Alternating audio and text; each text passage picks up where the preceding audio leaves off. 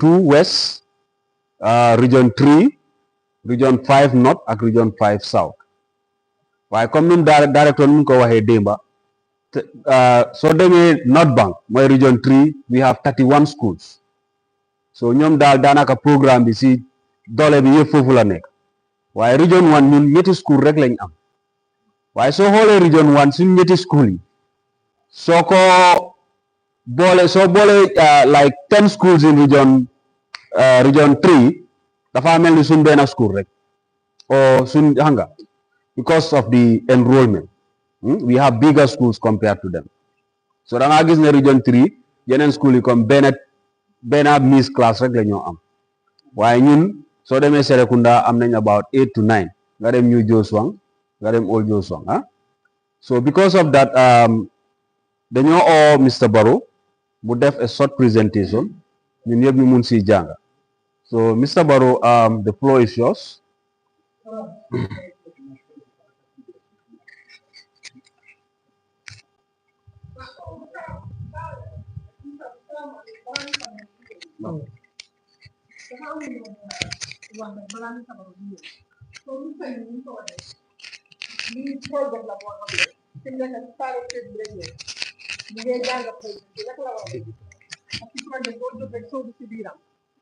Fok nga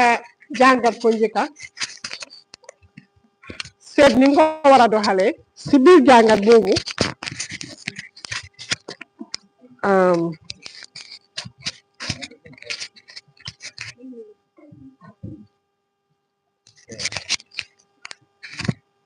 si biir jàngat boobu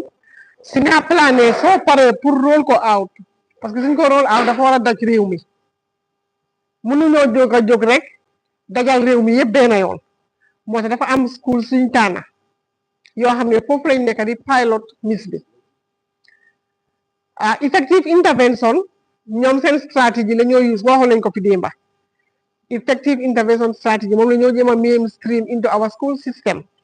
waaye su présentation bi dooree li tax ma di ko wax mooy balaa moo door pour su dooree ñu xam su ngeen gis ne si présentation bi ñu ngi jàngal xale yi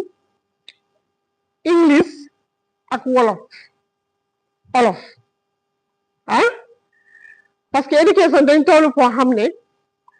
dañ gis ne dañ war a jàngal suñ doom yi si suñ làkki réew parce que xale bu juddu su amee 3 years si laa soog a dem nursery school ndax du kon bam juddoo ba balaa moo dem nursery school am na làkka bu mu dégg ci kër gi bi ñoo làkka ci kër gi suñu waxee ne am na làkka bu mu dégg ci kër gi miinu làkka bi yaayam di wax wala papaam parce que xale bi mun naa juddu si kër goo xam ne xëy na yaayam bi ko jur moom olof laa làkka papaam di làkka soose waaye moom environnement bi ko surround xale yi moo interactal di faya ñoom mu ngi gën a dégg tukulóor wala joolaa man su ma dëkkee Fajikunda man tool laay laaka suma biir kër waaye suma doom bi nga xam ne dafa génn ci biti di dem foy di ñëw dafa dégg joolaa ndax du kon xale boobu noonu joolaa laa gën a dégg dina dégg olof ci kër gi waaye xëy na li mu joolaayam ni moo xóotee olofam du xóotee noonu te ku nekk xam na ne Gambia amuñ benn laaka yu bari lañ fay laaka ndax du léegi dañ def survey study research gox bu nekk curriculum dem nañ fa seet ñaata laaka ñoom lañ fa laaka ak xale yi ban laaka lañ ñoo gën a interacté su ko defee gox bu nekk dañoo wax ne laaka bi moom la xale yi di interacté mooy seen areal language moom lañ leen di jàngalee comme que nag si pilot lañ nekk comme niñ ko waxee mënuñoo xëy rek defandoor yëpp benn yoon ñu ne ñu taana di jël benn laaka rek dooree boobu si biir gëstu boobu noonu nag di seet ban laaka la ñoo dooree dañ curriculum dañ find out ne olof moom am nañ matériel am already yeneen yi seen matériel ñu ngi leen di développe waaye pareegut waaye bi nga xam ne pare na ba pare te project bi start na te bëgguñ project bi dem ba phase out fekka ñun xëy na education pare wuñ li ñu war a def si mis bi ñu ne bi nga xam ne moom pare na bugam ay bug sam am nañ expert ba pare nañ commencé boobu moo tax ñu commencé olof moo tax di ngeen gis ne xale yi suñu leen a jàngal si mis classes yi dañu dee jàngal English waaye dañ dee use tam wolof as a medium of instruction parce que nit ki ngaa jàngal pour mu gaaw a xam li nga wax danga koo jàngal si laaka boo xam ne soo ko waxee rek dina xam ne lii nga wax waaye su fekkee ne soo ko waxee dafa am pour xelaat si xelam comme léegi xale bi nga xëy na dafa xëy suba rek jógee school rek ñëw rek ñu ne ko good morning what's your name musuta dégga good morning musuta dégga what is your name dafa xoole parce que loo xam li ñu ko wax lan la dina réer a gum ba balaa moo mun a jàppali ñu ko wax waaye su fekkee dafa ñëw si school bi mu ñëw egsi nga ne ko jaam nga fanaan naka nga tudda dina la mun a tontu parce que loolu dégg na ko ci kër gi ba soona soo foofu lañ gestu wane na ne nit ki laaka bi mu gën a dégga pour mu understand dara si laaka boobu moo gën a gaaw dem nga wax ko si beneen laaka mu amum pour xelaa si xelam kii lan la wax interpret ko soog a understand comme que dañ ne dañoo def foundational learning pour improve learning outcomes pour gis ne suñu xale yi seen dayo si exam seen dayo si njànga dina jëm kanam dañu war a seet tamit laaka boo xam ne suñ ko waxee xale bi dina teel a xam li ñu wax soo si foundational learning bi grade 1 ba grade 3 xale bi dinañ jàng angale de dinañ def maths tamit waaye tamit dinañ def wolof literacy reading in wolof dinañ def tamit numeracy in mathematics calcul si mathematics dinañ ko def parce que nit ki lim xam laaka bi mu dégga moom rek la mun a saytu loo ko si laaj mu jox la ko mista ñu ngi joxe na fi dee ba exemple wax na xale bi nga xam ne dañ ko yónnee si bitig bi te moom mënut a calculer xaalis naka la even suñ naataango jigéen ñi sax ak góor ñi nekk si marché bi def njënda ak njaay dañ dee calcul waaye tey kooku noonu soo demoon tey wax ko ne ko si angale lan mooy sa profit ba nga jëndee sa jën yi nga jaay ko ba pare lan mooy sa profit moom soo xamut luy profit dina jafe lool pour mu wax la ñaata la gañe waaye soo ko waxee si olof ne ko yow ñaata nga jëndee jën ba ngaa dem jëndi jën ñaata nga yóbbu nga yóbbu naa junne ak juróomi téeméer moom nga jëndee sa jën yi waaw nga paas nga fay ñaata mu wax la lim si spend yëpp nga ne ko léegi bi nga jaayee sa jën yi ba pare génnee sa frais yooyu nga def yëpp ba pare ñaata nga gañe si saa si daf la ko mun a wax parce que laaka bi nga wax daf ko understand ini seeni ñëwee suñu xale yi si classe yi dañ leen dee laaj problem solving questions maths yoo xam ne ñu la dee wax ne if Modou buys 3 mangoes for $12 and sells them for $15, how much profit does he gain? xale bu nekk grade 2 nga wax ko loolu te mënu koo interpret daf koo jël time bala moo mun a xelaat loolu ba calcul ba jox la answer waaye soo ko waxee si olof ne ko Modou dafa jënd mango fukki dërëm ak ñaar jaayee ko fukki dërëm ak juróom ñaata la gañe bim jaayee mango yi si saa su dafa mun a wax ne $3 parce que the language is straightforward so loolu moo tax ne di ngeen gis xale yi ñu ngi leen a jàngal si biir mis bi ñu leen a jàngalaale olof du olof bi rek nag waaye dañ bugg rek pour xale yi teel a understand liñ leen a wax liñ leen a jàngal pour ñu jël koo understand nga xam ne by the time ñu egg a grade 4 dina fekk am nañ fluency in English ba pare tamit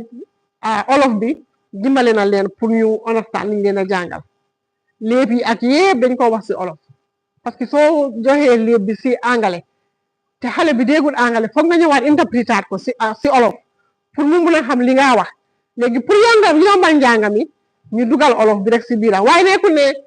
comme ni ma leen ko waxee olof bi pilot la rek comme li ñoo defee pilot bi nii ñu dugal olof bi waaye as we roll out all the other languages will also come on Maybe Fatou Kebe will be able to dilate on that when she comes to her presentation. Thank you.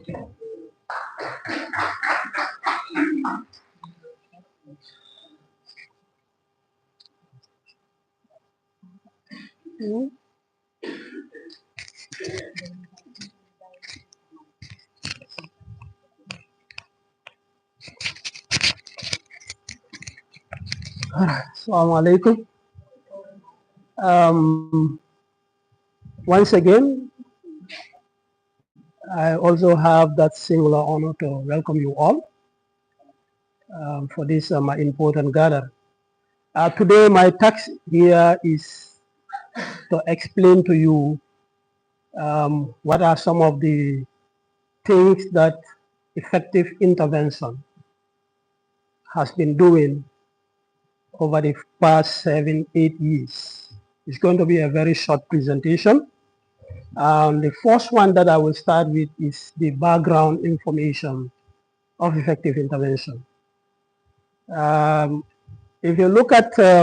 effective intervention, first and foremost, we will realize that it's an NGO that came to the Gambia in 2014. And then from there, they start operation in 2015. In their operations, they introduce a strategy where we can improve our foundational learning in our communities. So from that strategy, there is a name that we gave out, and that name is After School Support Program, because there are children that are already in school, and they go to school in the morning. If they close from school, they come and have that study class with our teachers. Like the director mentioned here yesterday, our teachers are not qualified teachers. We take them from grade 12, or some of them did not even finish grade 12. They are dropped out. We go to the communities in LRR and North Bank. That's where we started for 3 years. And we do what we call RCT, randomized control trial. That randomized control trial is where it is normally a system that is never biased. It is free from biasness, because we have two sets of groups. One is the intervention and the other one is the control. Yesterday they said it here. Control means those people will have teachers, they will go to the school, they close and go home. But the intervention, they will have extra teachers, they will have materials, and they do all the other strategies that the teachers are helping them. So after you assess all these two groups, the same thing. After the assessment, then you compare their results. That is exactly what we did. And after that, 83 communities were engaged through sensitization. We go to the communities, LRR, North Bank, we talk to them, and they accept. It's a free gift, because we go to you, yes, we want your children, we want to help them to study and read. If they accept,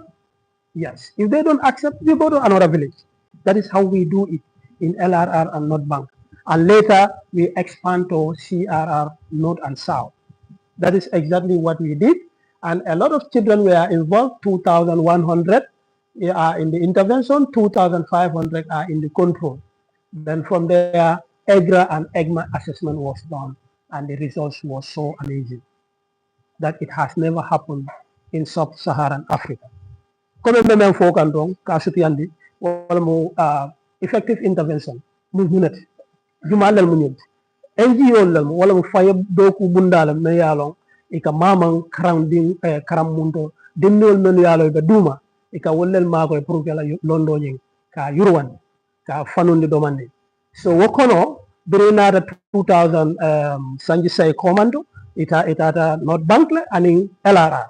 ya start wolto the sanji saba program o keji ika dinnol karande after school support program wala ni jita karambo woto waranto ni jita darato o madrasato yenata yin study class la ika studies ke only 2 hours montro wati fula ika wala ke je yo studies ke after being 3 years o banda na assessment badi la me yalong anana buka bias wala mu sunyaro mantara kono because ika group fula la soto group do me yalo men mu control group do be me yalo intervention wala mu wala ka material so be soto ye teacher soto ye mol soto men be studying la control mu mol men yalo kata karamudo e ke karandi the same thing la but wal man study classes ni soto so after inarane be examine the same thing la inarana je ko yurwa ba soto wo karan kon walantina anan sifa man soto africa tundo mu mebe kam because effective intervention be Guinea Bissau la ebe no India, all right, Rwanda, Angola, yake yundlal betole, and then what they achieve there inata ko fase keno Gambia jamfana so wolande nantar santoto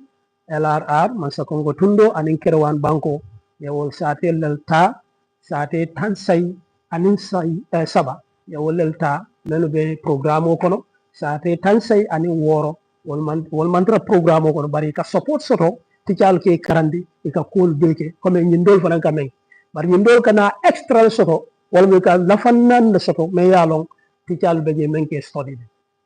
wala mala difference inata na ñing performance bake exam o keta inata na kanye baso kaji so walantinna effective intervention nata na janjang kata CRR fana quickly background information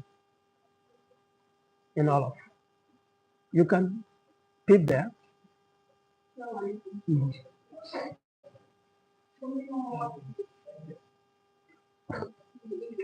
Stop. pour ngeen gën a understand waa ñoom organisation la boo xamante ni dañ taxaw pour dimbale xale yi ñu jànga dañ am nag pexe dañ ñëw ak pexe parce que ñoom ñu nga faaxee ko sa India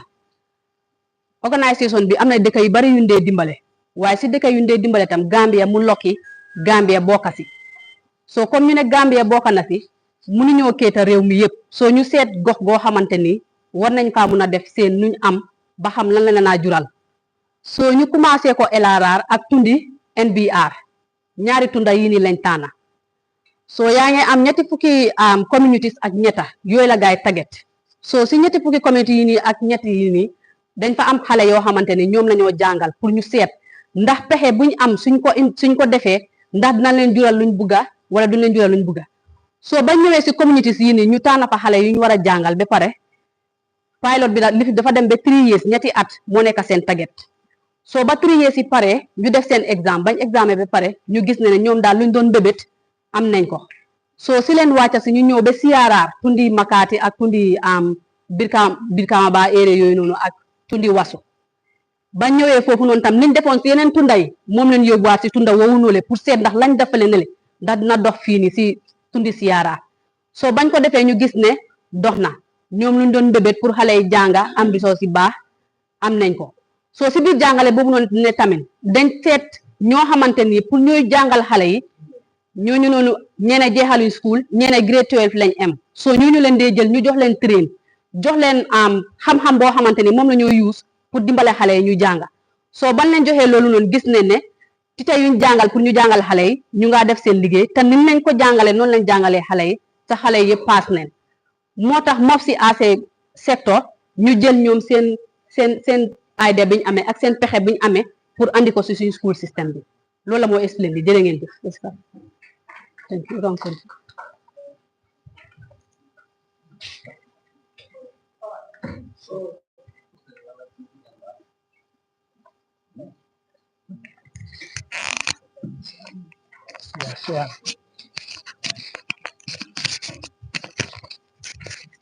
So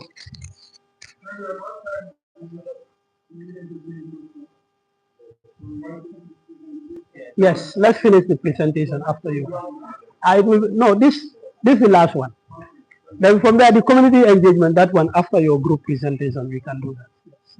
So finally effective interventions programs finally gave birth to a program or a big project that right now we are looking at, which is the MEISS. What is MEISS? MEISS. So it is their mainstreaming effective intervention strategies in schools. That is what MEISS is all about. How did MEISS came about? When all these successes were gathered, and there are evidence, there are records everywhere. If you go to internet, you will see effective interventions achievement, what they have achieved in 3 years. So this make our ministry to become so, jealous about it. When I say jealous is a good one, because it's an envy where you want to replicate the same good deed that somebody did somewhere, and you want to do the same thing in our normal schools. So that's a good one. So this is why 22nd to 5th April 2024, MOFSI and EI have a retreat in Tendaba. In LRR, that's the first meeting that they have. And in that meeting, EI bring their strategies, how to implement it, the lessons learned, and also they talked about the way forward. So after the way forward, or after the retreat, a lot of engagement came. A series of meetings were done. EI, MOFSI, they meet with their partners. They do a lot of engagement. Then from there, a final implementation arrangement was done. So this final implementation, when it is done, they propose an arrangement plan for the needs. Effective intervention, we have his soul rest in perfect peace. We have our consultant, which is Jenny Sanyang. He's late. He is one of the pioneers of this needs. He's the one who wrote all the concept note, the project concept note. He's the one who wrote everything, how the project should work, how EI and ministry should, put their hands together and go and move out. So January is one of the greatest guys who, did all these things, and then unfortunately he was not here with us to celebrate this very important thing. So comment for donka tariande wala mo miss kabring yung achievement bal be sotra yung karang kono ministry natanaje ko yimu kulati me yalong anyanda futala karamol ton. So meeting follow men keta wakera 2024 tendaba ministry la kunukumbalu be ani EI ibenta wok dulalto kachata ka jibe isa muneke no puru kanyin ke blodi nyola kanyin do ko. So wokono bere wo retreat nyim banta meeting Jamal Sokra, series of meetings, ka meeting, even in kachal be kala nyameng. After lamu inata kamben kaunsafe. O kamben kaunyin wala mu nyinti do ko nyimbe kala nyaadi la. Wala mu EI anim MOFSI ni ye blodi nyola be nisi ba taman la nyaadi. Inata o kamben kaun la safe. O kamben kaunyin kono ko men ngafo na diamo kono na alpha kende na alpha ba me yalong abenu effective intervention atela mu la consultant wala mu ni sulata fenfen na lafta fenfen kala atela follow kata ayo ko ni jibe ya kiskisi aya safe ay na yitandi molla wala concept note ni atele wo be atele ni mis la concept note safe amantara balu to science tan almane man kafar kala e ga fa jenior sanyang amu molti me yalong ay Gambia belema ay dula belema andu moli yalom bake a fahamta bake ay do ko ke bunda jamala fanan All right, so yang kola mate. So amantra baluto bara atele ni idea ni be safe. Atele ni idea ni be natna mopsi natna o kola ni kunta sayem be dunna miskono misfele akitanye yuwa bati akitanye nyatuta bati dinnul be karankan alfal be container dinnul be container. So this is it. Ma.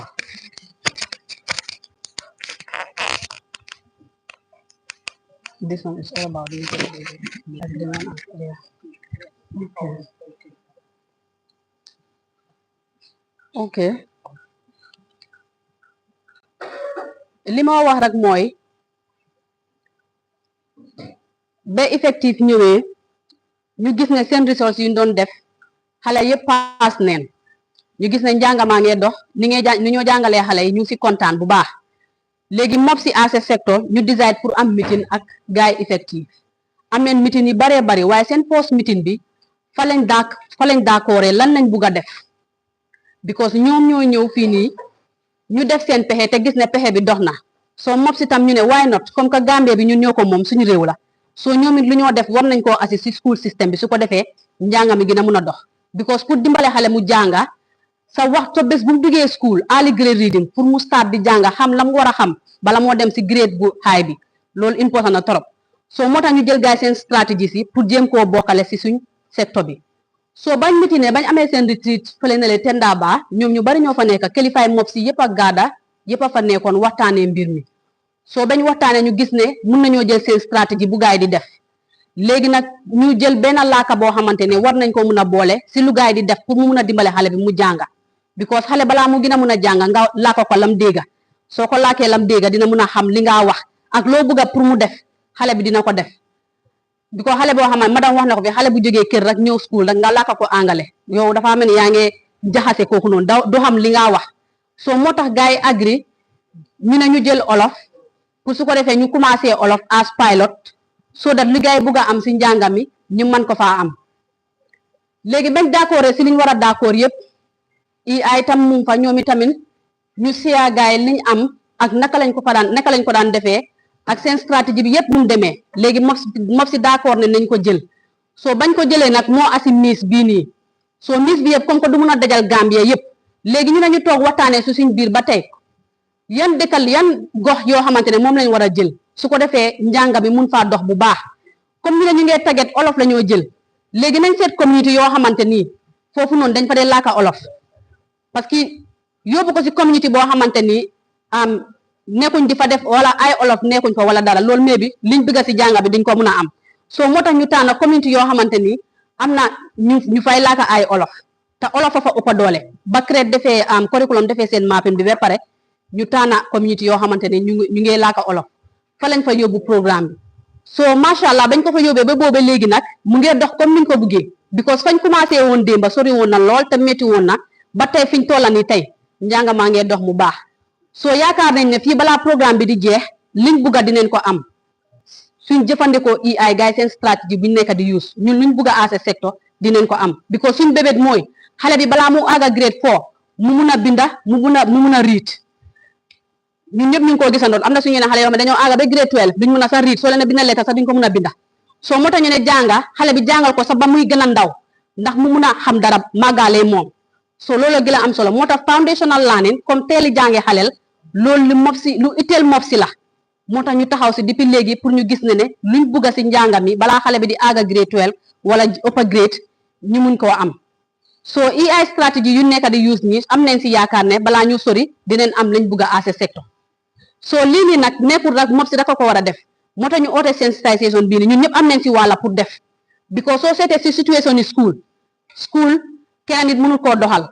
réew sax lu mu rëy kenn nit mënul koo doxal soo moo tax si lu ne ku ci nekk am nga sa waar woo mën a bay pour nga gis li ngeen bugg a mu mun a dem soo ñun ñëpp dañ si am ay taxawaay ba si ticca yi ba si masta yi ba si communauté yi ba si waajur yëpp ñun ñëpp am nañ si taxawaay pour gis ne projet bii ni mu àgga fu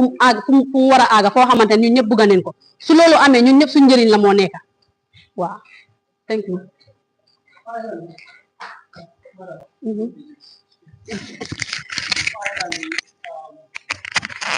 So we can invite questions. What are these strategies? what are the strategies that we are used to achieve this huge learning outcome? These are some of the strategies. Capacity building through training teachers, head teachers, and other actors. These are main strategies. Main strategies, teachers will be trained, head teachers will be trained, and other people, the cluster monitors, the regional office, directorate personnel, all of them will be trained on these strategies. Two, there will be a rigorous monitoring. Every day, there is somebody in the class monitoring what the teachers are doing, because that is our biggest, difference with the normal schools. The normal schools, hardly you see a monitoring teaching and learning in the class. Like for instance, me, if I go to a school, I don't go to the head teacher. I only go to the head teacher, greet and tell him, well, I am here for class observation, period. The head teacher will not see me anymore. I'll be inside the classroom with the teacher, with the children. I'll be sitting on the chairs or benches where the children are seated. I'll sit with them, help teacher to mark. I will teach. We do everything. Whatever the teacher does, we did it. So this is why we achieve this huge learning outcome, because everybody is a teacher. If you go to a class, you have to teach. Then from there are provisions of adequate teaching and learning material. You don't joke with that. Before we start our teaching, all the material that you need in that class, the material has to be there. You have to prepare them, put them aside before even the lessons, commence. From there, we have a systematic assessment. Assessment is continuous. Continuously, we are looking at their learning level, how well they are improving, what are the areas they are not doing well. Then from there, we lay down a revision plan for these teachers to follow. Then from there, we have our review meetings. Every month, we gather all the teachers, head teachers, cluster monitors, and all the regional office, focal persons. All of them will gather here in this hall, and we discuss issues that are affecting our learning,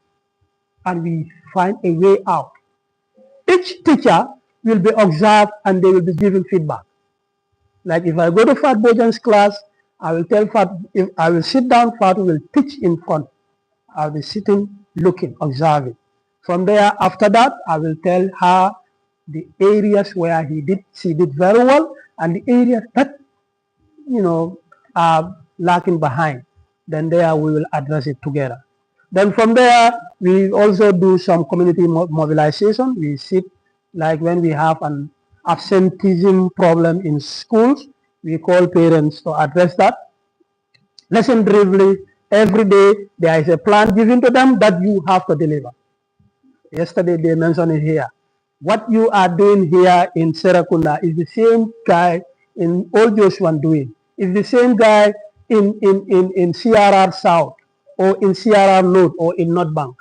So that is how it goes. We always collect data and also help to improve whatever we collected. In cluster trainings are also done. Like in region 1, we have 2 clusters. So those in cluster, all within the cluster, people, they will come together, do their training, support each other, help each other, guide each other until there is. Then finally, we do what we call everyday practice. That is one of our biggest,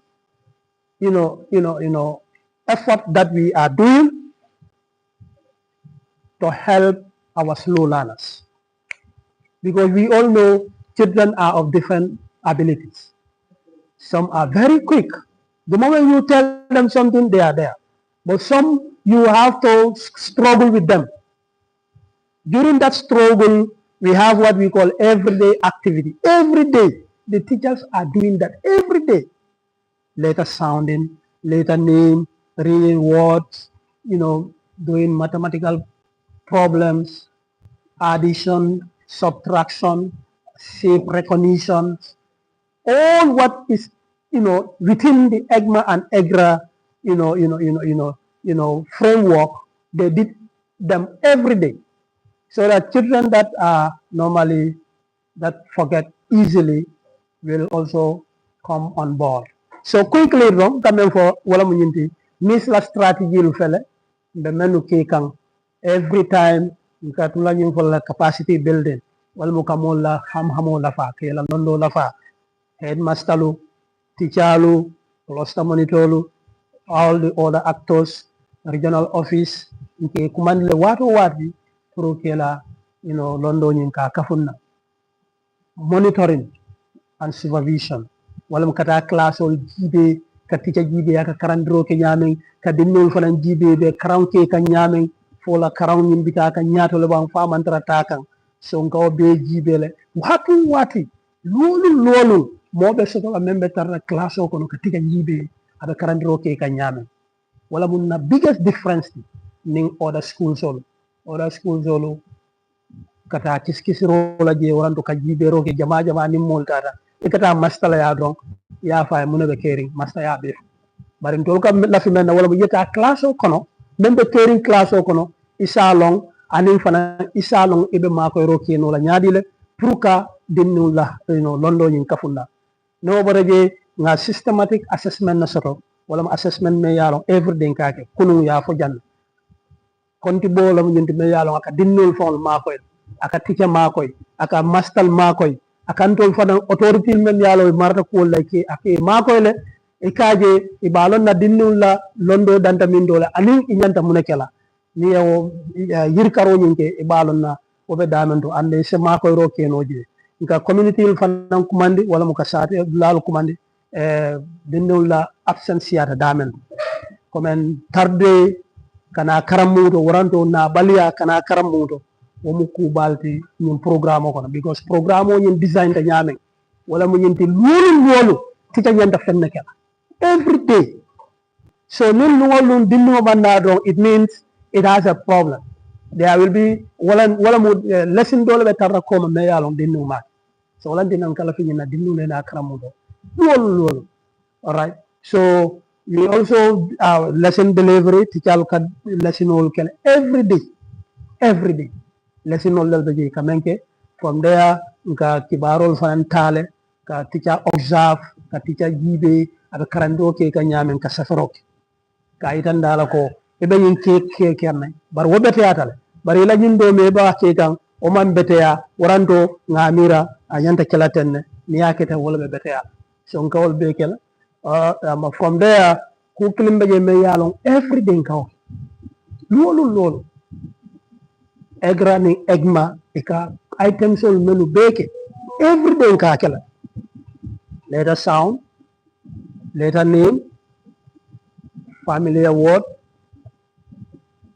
math operation that is number identification number discrimination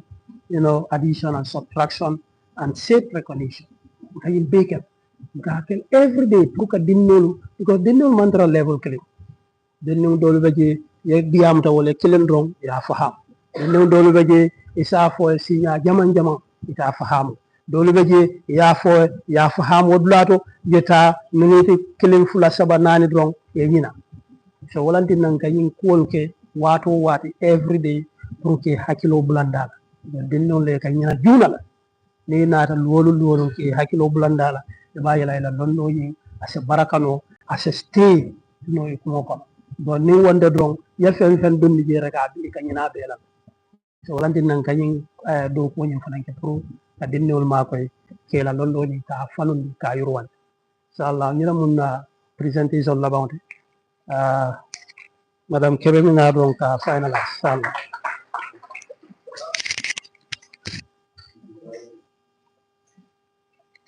Is that the last part? yes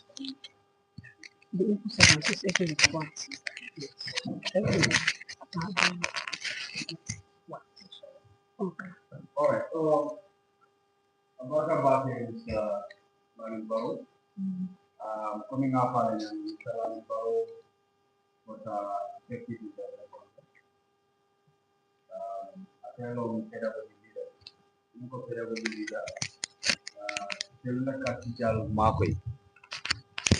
itella ka teacher train itella ka tara school to inin teacher pour ka yitandi la nyanta ka menke anim fe ba ke ka nyamale ba so ala presentation o betara bake ngalom be ala mwele komi nga fale nyame nga idea nyi be idea me use kan school oto nga sote telebul so akuma da puri fanale na ya fonye ko ye idea nyi ya soto nyaadile iba use kan nyaadile ada be mun na fale soto la pour dindile sam so min bota oto be presentation plan men soto la wala inset le wala in service training wolle be marari teacher la training soul la capacity building in the entire sector so nga madam Fatu Kebe soto atele bina ay presentation okay on behalf of INSET so bari janna bina mavi ninga nyininkar killing of fula soto Mr. Baroye then it's okay maybe si mo fulata then na bodalan si madam Fatu Bula apane yala presentation of ala baraka ba yes kanyi Mustafa